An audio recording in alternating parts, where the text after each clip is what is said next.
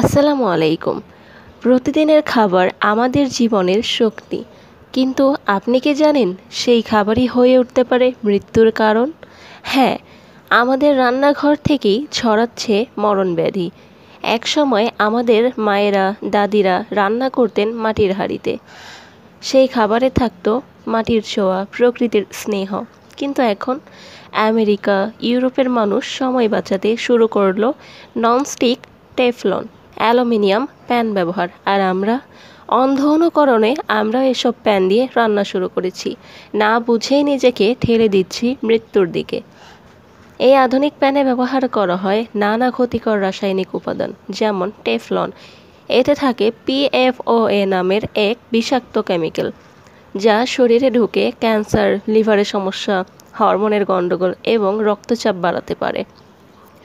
ML বা nonstick coating বেশি গরম হলে বা ক্র্যাচ হলে এই কোটিং থেকে বেরিয়ে আসে টক্সিক ফিউম, যা শ্বাসকষ্ট, অ্যাজমা, এমনকি নার্ভের ক্ষতি করতে পারে। পুরনো বা খোসা উঠে যাওয়া প্যান, এতে থেকে নির্গত হয় মাইক্রোপ্লাস্টিক, যা বন্ধ্যাত্ব, পুরুষের স্পার্ম কাউন্ট কমে যাওয়া, এমনকি হৃদরোগের কারণও হতে পারে।